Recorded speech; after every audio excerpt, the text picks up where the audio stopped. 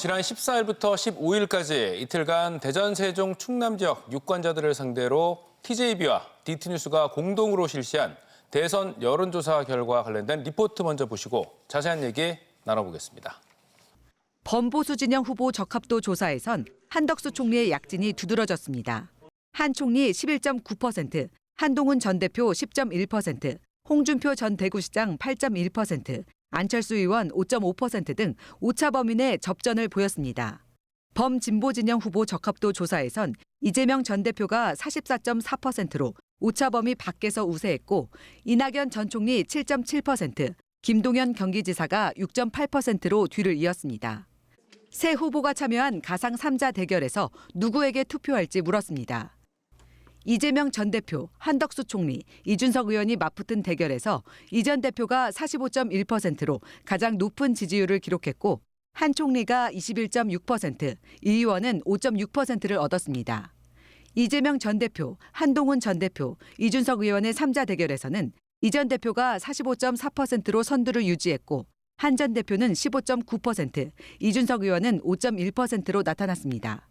홍준표 전 시장이 참여한 3자 대결과 김문수 전 장관이 참여한 3자 대결에서도 이 전 대표는 각각 45.5%로 모두 우세했습니다. 이번 여론조사는 TJB가 DT뉴스와 함께 조원 CNI 글로벌 리서치에 의뢰해 지난 14일부터 15일까지 이틀 동안 대전과 세종, 충남 지역 만 18세 이상 남녀 1,004명을 전화 면접 조사했고 표본 오차는 95% 신뢰 수준에 플러스 마이너스 3.1%포인트입니다. 네, 앞서 보신 것처럼 이번 조사에서도 더불어민주당 이재명 후보가 45%에 가까운 높은 지지율로 1강 체제를 그치고 있었습니다. 가장 눈에 띄는 게 이 한덕수 대통령 권한대행의 약진이었습니다. 앞서 보셨지만은 이제 한동훈, 김문수 후보 등하고 거의 이제 접전 양상을 지금 보이고 있고 특히 이제 저희가 분석을 해보니까 국민의힘 지지층에서는 31%대 지지율이 나왔거든요. 근데 한동훈, 김문수 후보가 18%, 13%대였던 거를 감안하면 그야말로 약진이라고 할 수 있는데 먼저 이 한대행의 약진 비결 어디에 있다고 보십니까? 한대행에 대한 얘기가 이제 아직 구체화되는 것 같아요. 그리고 한덕수 권한대행이 지금 본인의 출마 여부에 대해서 아직 얘기를 안 하고 있어요. 얘기를 안 하고 있다는 얘기는 출마할 가능성이 높다고 봐야 될 것 같습니다. 전 처음에 대단히 이게 반신반의했었는데 점점 이제 구체화되는 느낌이 들긴 합니다. 근데 최종적으로 이제 어떤 결정을 낼지 모르겠는데 지금 이제 여론조사 결과를 보니까 저 정도 수치가 자꾸 나오면 범여권, 범보수 진영이라고 해도 되고 여기서 볼 때는 한덕수 대행이 돼야 그나마 이재명 전 대표에게 대적할 수 있지 않느냐라는 그런 판단을 쓸 수가 있어요. 게다가 그래서 이따가 그런 말씀이 나올지 모르겠습니다만 지금 이제 한동훈 전 대표가 지금 탄핵을 아주 일관되게 찬성했던 후보란 말이에요. 근데 다른 후보들은 그렇지 않아요, 지금. 4강에 이제 누가 들어갈지 모르겠는데 만약에 나경원 의원이 들어가게 된단 말이죠. 김문수, 홍준표, 나경원, 한동훈 이렇게 된다는 얘기죠. 그렇게 되면 3대 1이 되는 거예요, 구도가. 네. 4강 중에서는. 그렇다 보면 경쟁력은 더욱 떨어지는 거거든요, 국민의힘이. 그런 상황 속에서 한덕수 권한대행에 대해서 아무래도 범보수를 포함한 중도층들이 관심을 가질 수밖에 없어요. 여러 가지 물론 이제 한덕수 대행이 윤석열 정부의 탄핵, 파면에서 자유로울 수 없죠. 초대 총리였고 물론 그분이 갖고 있는 장점도 있습니다. 노무현 정부 때 국무총리도 했고 우리 호남이라는 지역적 장점도 나름 있습니다만 아무튼 여러 가지 책임을 내서 자유롭기는 어려워요. 특히 이제 며칠 전에 그 헌법재판관 2명 지명한 거 이완규 법제처장과 함상훈 고법부장판사 이게 효력이 정지됐어요. 이 정지되고 지명 절차, 임명 절차가 중단된 것인데 이것도 전 한 권한대행에게는 상당히 이제 부담으로 작용할 것 같거든요. 그럼에도 불구하고 아무튼 한덕수 대행이 갖고 있는 다른 국민의힘 후보들이 갖고 있지 않은 장점들이 분명히 있는 겁니다. 고위 관료로서, 고위 공직자로서 지금 이제 대미 통상에 대처하는 거라든지 또 안보 같은 거 이런 면에서 볼 때는 전문성을 인정받을 수 있기 때문에 그래도 이재명 전 대표에게는 한동훈 권한대행이 적절한 카드라는 판단에 쓰는 것 같아요. 그게 아마 유권자들이 느끼는 그만큼 국민의힘에 대한 그 경쟁력이 약하다는 걸 반증하는 겁니다. 서 교수님 어떻게 보십니까? 네, 최창렬 교수님께서 충분히 다 설명을 하셨는데요. 이게 옛날 말에 이제 노마 지지라는 말이 있습니다. 국가 위기 상황 때에는 늙은 지혜로운 말이 필요하다 이런 말이 있거든요. 지금 대한민국은 이제 윤석열 전 대통령이 탄핵당하고 그 와중에 미국의 트럼프 대통령이 취임하면서 세계적인 무역 전쟁, 관세 전쟁, 경제 전쟁이 벌어지고 있단 말이에요. 네. 그래서 이 분야의 최고 전문가가 누구냐? 결국은 한덕수 총리가 총리를 2번 하셨고 또 주미 대사면서 한미 FTA 통상 문제를 전담하셨고 또 노무현 정부 때는 통상본부장도 하셨단 말이에요. 네. 그리고 최근에 트럼프 대통령과 직접 통화를 하면서 우리의 경제 문제를 협의했습니다. 그렇기 때문에 국민들이 봤을 때는 야, 이 경제 위기인데 경제를 제대로 좀 아는 사람이 뭐 최고 지도자가 돼야 되지 않느냐. 뭐 이런 국민적 기대가 있는 것 같고요. 두 번째로는 아까 말씀드린 대로 한덕수 총리에 대한 인물 경쟁력이 다른 국민의힘 후보나 이재명 민주당 후보에 비해서 상대적으로 월등한 것 아니냐. 왜냐하면 총리를 2번 했죠. 또 장관도 했죠. 네. 또 통상교섭 본부장도 했죠. 주미 대사도 했죠. 여러 면에서 경제라든지 또는 뭐 외교라든지 네. 이런 부분에서 싸운 경험이 굉장히 많습니다. 이 경험과 지혜를 잘 활용했으면 좋겠다는 국민적 기대가 있고 또 이분이 전북 전주 출신이지만은 정치적으로 극단적인 보수도 아니고 극단적인 진보도 아니란 말이에요. 노무현 정부 때도 총리로서 일했고 또 보수 정권인 윤석열 정부에서도 국무총리로서 일했기 때문에 네. 지금 대한민국에서 정치 진영 간 갈등이 굉장히 심하지 않습니까? 그래서 국민을 좀 통합시키고 단합시켜야 할 국가 지도자가 필요한 것 아니냐. 이제 이런 명분론과 더불어서 아까 최창렬 교수님 말씀하신 대로 지금 국민의힘은 윤석열 대통령 탄핵으로 말미암아 실패한 정당이란 말이에요. 네. 거기서 나타나는 후보들로는 지금 이재명 후보를 이길 수 없다. 이런 현실 정치적인 논리에서 그래도 그나마 경쟁력이 있는 한덕수 국무총리가 나와야지 한번 승부수를 겨뤄볼 수 있지 않을까. 뭐 그런 현실적인 인식도 바탕이 된 것 같습니다. 예.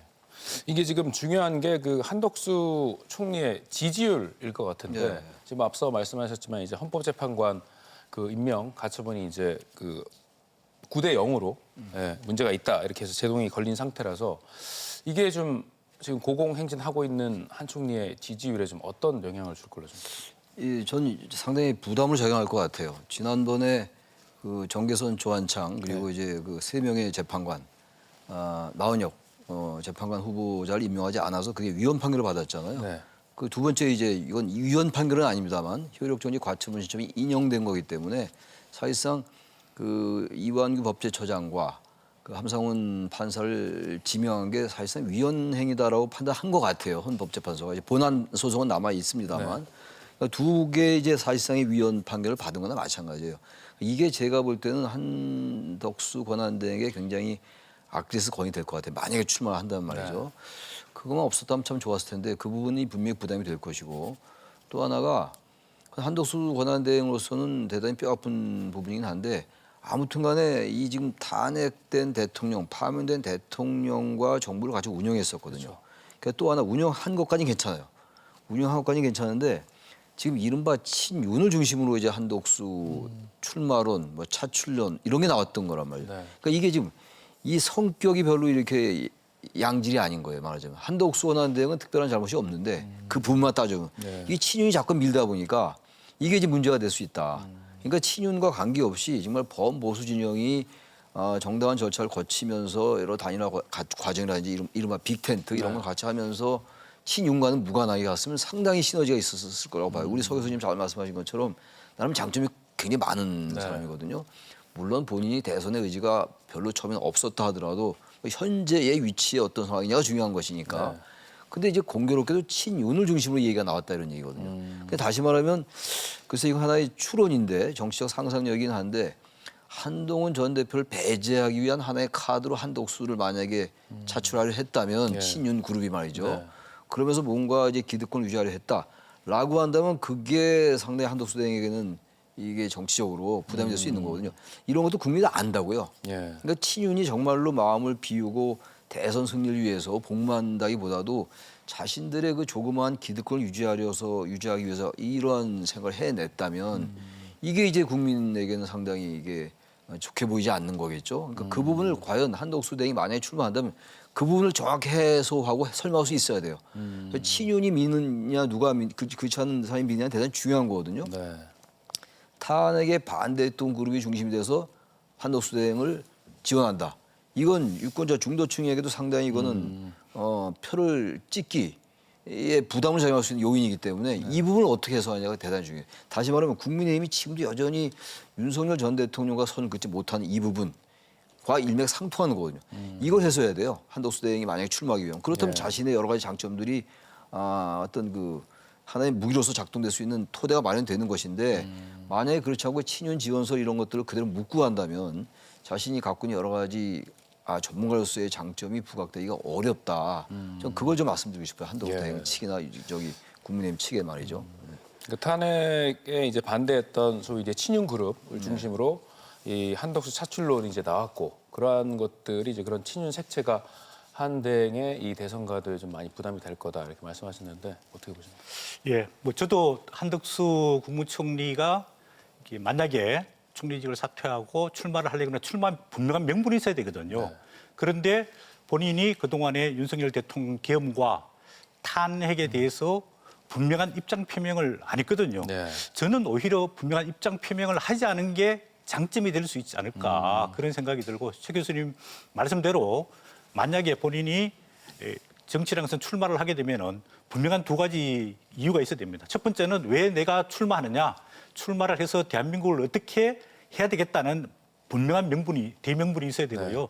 두 번째로는 뭐 당선 가능성, 즉 실질적인 국민의 지지와 정치 세력의 뒷받침이 있어야 되는데 지금의 국민 지지도는 이제 상승하는 초입이라고 보여집니다. 얼마까지 올라갈지, 언제 올라갈지는 모르겠지만 아마 한 4월 말까지는 정점, 피크까지 올라가지 않을까. 지금보다는 훨씬 더 많이 올라갈 가능성이 크다고 보여지고 있고요. 그다음에 정치 세력이 뒷받침돼야 되는데 기존에 국민의힘만 가지고 또 그중에서 탄핵 반대파만 가지고는 한덕수 총리가 당선 가능성을 보장하기에 어렵지 않을까. 그렇게 한다면은 국민의힘 전체를 하나를 묶고 탄핵 찬성파든 반대파든 또 바깥에 있는 뭐 개혁신당의 이준석 후보도 또 묶고 그다음에 만약에 가능하다면은 아까는 뭐 교수님 말씀대로 이게 뭐 정치 공학적인 발상일 수 있지만은 과거를 묻고 미래를 가기 위한 어떤 개헌과 정치 대개혁을 위한 정치 연합 콜리션을 이룬다면은 반 이재명계 또는 비 이재명계까지 묶어낸다면은 과거를 과도적으로 관리하고 새로운 미래를 개척하면서 후세대에게 이제 뭐 예를 들어서 정치를 물려주겠다 이렇게 하는 게 한덕수 국무총리의 좀 수순이지 않을까 뭐 그런 생각이 들고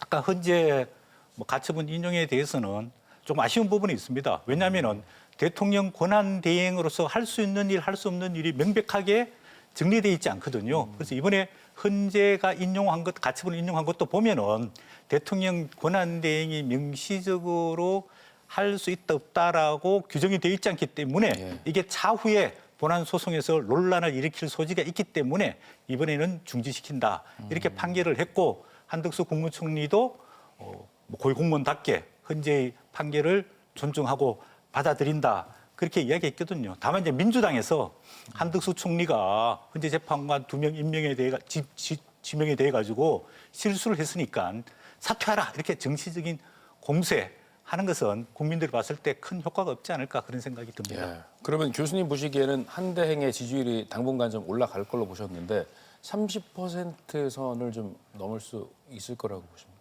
이제 뭐 절대적인 지지도도 중요하지만 가장 중요한 지지도는 한덕수 총리와 이재명 후보와 그다음에 이준석 3자 구도에서 만약에 한덕수 국무총리가 이재명 후보랑 오차 범위 내에서 엎치락 뒤치락 하는 경우가 나오게 되면은 아마 대세론, 대망론에 탄력이 붙지 않을까 싶고요. 이미 국민의힘과 범보수 진영에서는 이제 1위로 올라서 있지 않습니까? 다음 단계는 이재명 후보와 1대1이든 아니면 이준석 후보와 3자 대결 구도에서 오차 범위 내에서 이기든 지든 비슷한 경합을 기르게 되면은 상당히 대망론이 일어날 것 같고 그렇게 한다면은 한덕수 국무총리 지금 고심을 하고 있거든요. 고심은 두 가지입니다. 아까 말씀드린 대로 내가 출마를 하게 되면 어떤 명분을 가지고 국민들한테 입장 표명해야 될 거냐. 그다음 두 번째로는 내가 출마를 할 경우에 승리, 즉 당선 가능성이 있느냐 없느냐. 만약에 당선 가능성이 높으면은 출마를 할 것 같고 만약에 승리 가능성이 상당히 낮다. 아까 우리 초두에 나온 여론조사를 보면은 한 절반 정도 지지도밖에 나오지 않거든요. 네. 그렇게 본다면 아직도 고심이 깊어지고 행보를 통해 가지고 한 4월 말 5월 초쯤에 지지도가 이재명 대표가 버금가게 나오게 되면은 아마 마지막 결단을 내리지 않을까 그런 생각이 듭니다. 예. 제가 볼 때 이제 다 맞는 말씀인데 너무 많은 전제가 있어요 지금. 이렇게 되면 if가 많이 쌓이면 제가 볼 때 이길 수 있어요. 네. 가정이 만약에 성사가 된다. 근데 그 가정이 성립되기가 너무 어려운 구도라고 저는 보는 것이고 또 하나가 그런 구도의 문제를 떠나서 말이죠. 아주 객관적으로 볼 때 한덕수 대행이 이길 수 있다고요. 거기에 우선 그러려면요. 탄핵에서 아주 신랄하게 그 찬성을 반대 선택을 비판할 수 있어야 돼요. 그러니까 권영세 비대위원장 하다못해 권성동 의원 하다못해 말이죠. 네. 그분들 뭐 대선 직접 관련된 분은 아니라 하더라도 그분들도 비판하고 나경원 의원에 대해서도 지금의 저 수구적인 모습 이런 것도 막 그러니까 그런 용어를 써가면서라도 네. 강하게 비난하고 말이죠. 이렇게 돼서 그럼 보수층의 지지가 달아날 거예요 아마. 약간 극우적인 성향의 좀 보수층이라고 되는 그 범보수 중에서 일부가 이탈할 수 있는데 그 중도층이 주목할 거라고요. 아 한덕수 총리가 단순히 보수 윤 대통령 쪽하고만 결이 같은 건 아니구나. 네. 그럼 중도가 아까 저 그래픽 보니까 중도가 30%가 넘는 것 같더라고요. 예. 언뜻 보니까. 그럼 그거를 끌어들이면 돼요. 그게 비옥한 중원의 토양이거든요. 네. 그걸 다 방치하고 있는 거예요. 방기하고 있는 거거든요. 지금 국민의힘이 특히. 이재명 전 대표는 지금 확고한 지지층이 있어요. 그리고 이 탄핵 국면에서는 이재명 대표는 아무것도 안 해도 극단적으로 아무것도 안 해도 이기는 그런 구도에 가 있는 거예요. 하나의 상수예요, 상수. 그럼 이쪽에 국민의힘은 저 중원에 저런 넓은 정말 풀이 그렇게 많이 자라는 목초지대가 있는데 그걸 놔도 자꾸 척박한 황야로 가고 있는 거거든요. 예. 그게 자신의 기득권을 위해서인지 뭔지인지 모르겠습니다만 만약 한덕수 대행이 그런 것들을 정말 인식해서 정말로 역사와 대화를 그러면서 정말 그런 걸 비난하고 자신은 총리였으니까 굳이 탄핵 찬반에 관여하지 않았잖아요 이번에. 네. 할 명분도 있어요. 막 할 것도 있다고. 국무회의 잘못됐다고 얘기도 했었고. 그렇게 가면서 여러 가지 이제 능력을 보여주고 그리고 윤 대통령 비판하고 그렇게 된다면 해볼만 할 것 같아요.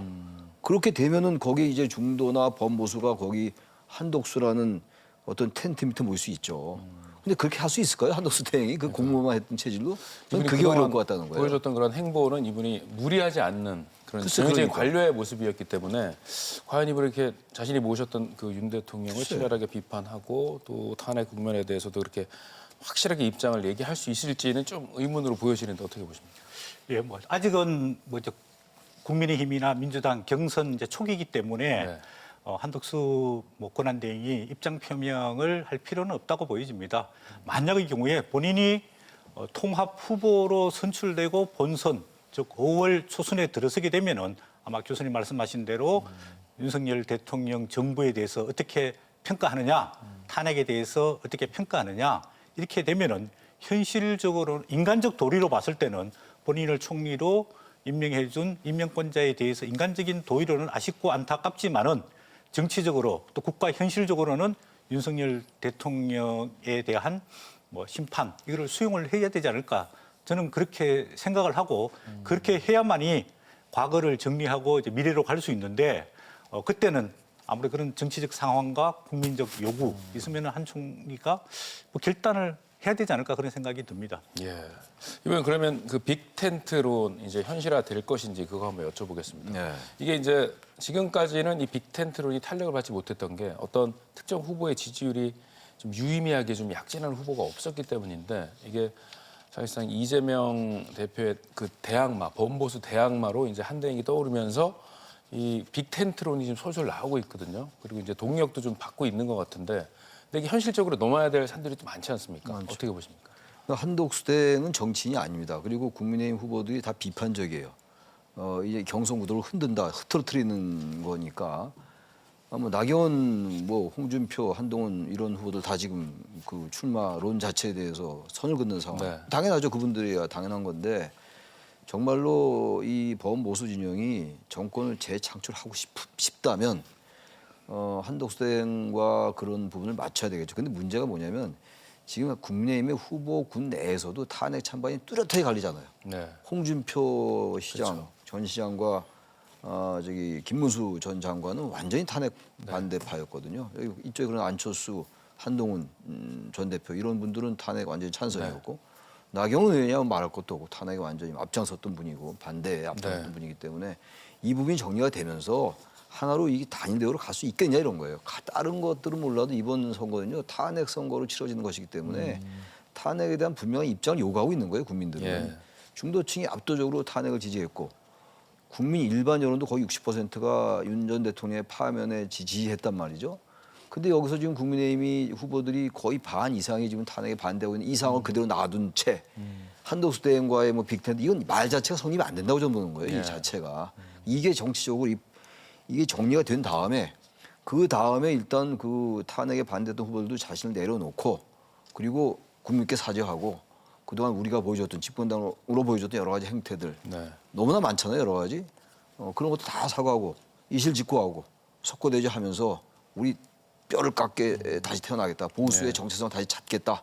우리가 일단 그 극우적인 단체와 편승하고 이런 것들도 다 사과하고 그럼 뭐 상당히 이제 그건 분란이 일어나겠죠. 근데 그걸 한덕수 대행이 리더십 가지고 이겨내야 돼요. 그걸 이겨내가지고 근데 지금 왜냐하면 이 뭐가 문제냐면요. 이런 부분들 이 빅텐트 좋은데 이런 빅텐트를 중재할 지도자가 안 보인다고요. 근데 그걸 한덕수 대행이 한다면 해낼 수 있는 거예요. 딱 1대1을 불러가지고 과거 YS가 민자당 합당할 때 1990년도 다 불러서 각계격파했던 게 너무 기억 생생해요. 마포 가든 호텔에서 국회의원들이 다 그때 민자당 합당에 반대했는데 1990년도 얘기입니다. 어떻게 노태우하고 합당을 하느냐. 12.12 때 땡클 몰고 온 노태우하고 그 대통령 노태우였잖아요 그때. 근데 한 명씩 가니까 제가 그때 국회에 있었거든요. 갔다 오면 다 설득당해요. 각계격파 당하는 거예요. 그 YS 리더십이거든요. 설득한 겁니다. 호랑이 굴에 들어가야지 호랑이 잡는다 이러고. 근데 그 정도의 리더십이 있겠냐 이런 얘기 한덕수 대행에게 있다면 저는 가능하다고 봅니다. 그러면 지금 완전히 우리가 다시 태어나자. 다 모여라 빅텐트. 그리고 완전히 이제 한덕수 대행이 한동훈 전 대표면 저기 한동훈 전 대표를 키워준 게 누굽니까? 윤석열 대통령이었잖아요. 반대하잖아요. 그게 한동훈 전 대표가 오늘날 그래도 가장 범보수 진영에게 인기가 있는 이유 중에 하나예요. 다른 이유가 아니거든요. 그 사람 반듯하게 자기의 얘기를 하는 거거든요. 개인적인 인연과 공적이고 국가적 미래와는 다른 거거든요. 한동훈이는 그걸 하는 거예요. 그래서 지금 의미가 있는 것인데 한덕수 총리 대통령 권한대행께서 그걸 한다면 거기에 저항할 명분이 없어요. 범보수가. 그럼 진정성이 있는 겁니다. 근데 그렇게 해낼 수 있느냐가 전 계속 퀘스천 마크다 이런 얘기입니다. 쉽게 말씀드리면. 그래서 결국 이재명 대표가 유리하지 않느냐. 결론적으로. 그러나 제가 말씀드린 이프가 성립이 된다. 그러면 정치가 생물인데 가능하지 말할 법도 없죠.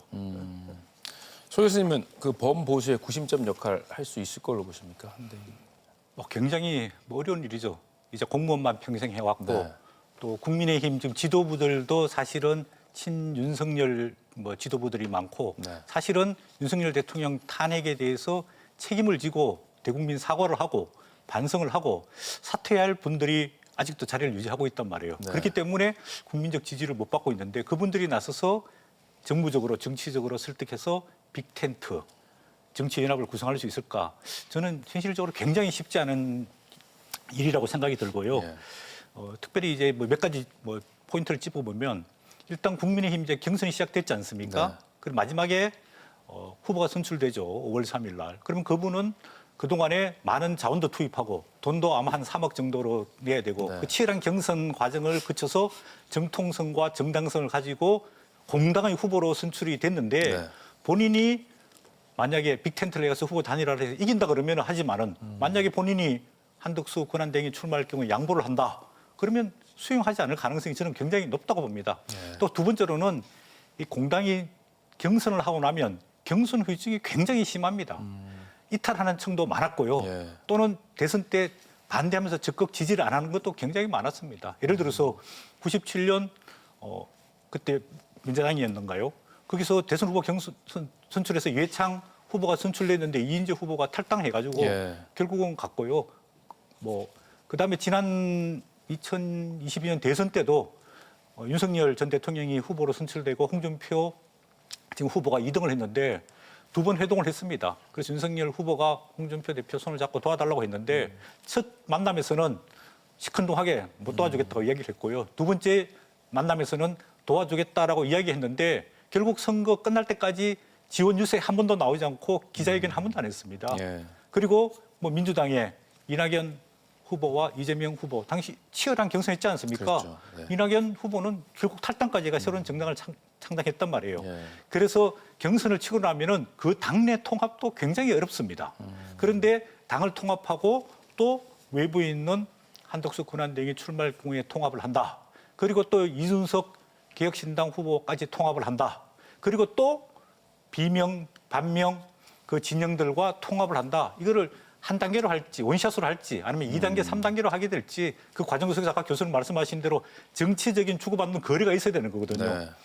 그렇게 지금은 국민의힘이나 보수가 속된 말로 해가지고 망한 집안인데 나눠줄 게 별로 없는데 어떻게 이렇게 뭐 범보수 중도 빅 텐트를 실현할 수 있을까? 이런 예. 고도의 정치력, 리더십이 있어야 가능한 일이거든요. 그러나 뭐 정치는 가능성의 예술이고 또 희망의 예술이니까 한번 지켜볼 필요는 있다고 보여집니다. 예. 만약에 한덕수 지금 한동훈 전 대표가 내세운 게 임기 단축 개헌을 네. 얘기했잖아요. 근데 임기 단축을 얘기하는 사람이 별로 없는 것 같아요. 한동훈 전 대표는 일관되게 지금 임기 단축을 얘기하고 있는데 그건 필요하다고 좀 봐요. 지난 2021년도 22년 대선 때 이재명 그 당시 후보가 임기 단축 1년 하겠다라고 얘기했었거든요. 근데 그러고 나서는 지금 얘기가 없단 말이죠. 지금 워낙 이제 압도적으로 이제 선두를 달려나가니까 이재명 후보로서는 굳이 그 공약을 할 이유가 없겠죠. 근데 지금 만약에 한동훈 전 대표는 이미 임기 단축 개헌을 약속을 한 거고 네. 한덕수 권한대행이 임기 단축을 과감하게 내세우고 그 개헌에 대해서도 그냥 일반적인 뭐 공약 이런 차원 말고 정말로 나는 임기를 단축하겠다. 대한민국 이 권력 구조 이대로는 안 된다라고 하면서 정말로 내가 대통령이 되면 이런 잘못된 권력 구조를 바꾸는 데만 난 기여하겠다. 뭐 거창하게 이것도 하겠다 저것도 하겠다가 아니고 그리고 나는 사실성이 나겠다라고 하면서 뭐 내각제 개헌을 뭐 파격적으로 제시한다든지 그 정도 하면서 그런 개헌을 고리로 끌어모을 수 있는데 이론적으로 가능한데 예. 과연 첫 당 임기 단축 개헌을 과연 여권에서 그거를 받아들일 거의 문제, 구여권에서 말이죠. 네. 이 문제가 있고 우리 서 교수님 말씀도 저도 마찬가지인데 이게 정치라는 게 워낙 그 단계라면 시간이 많이 필요하거든요. 시간이 너무 없어요, 시간이. 시간이 너무 없고 한덕수 권한대행이 정말로 자기의 모든 걸 불사르면서까지 그들을 설득해낼 만한 그런 의지가 있느냐 문제. 만약에 꽃길을 쫙 깔아주면 나가겠지만 그런 과정은 자기가 지금 나서서 해야 되는 거거든요. 권력을 자기가 잡는 거니까. 근데 그런 걸 할 수 있느냐? 전 뭐 그분하고 대화를 나눈 적은 한 번도 없습니다만 네. 그래서 해낼 수 있을까? 고위공직자의 길만 걸어왔던 분인데 예. 그런 회의가 여전히 있다. 따라서 여러 가지 이론적으로 가능한 정치 공학적인 모습되긴 한데 가능성이 예술이고 정치가 과연 그거를 하기에는 너무나 가진 흠들도 있고 쉽지 않지 않겠는가. 결국 한 대행의 의지나 능력에 따른 문제라고 생각합니다만 쉽지 않다라는 게 저희 결론입니다.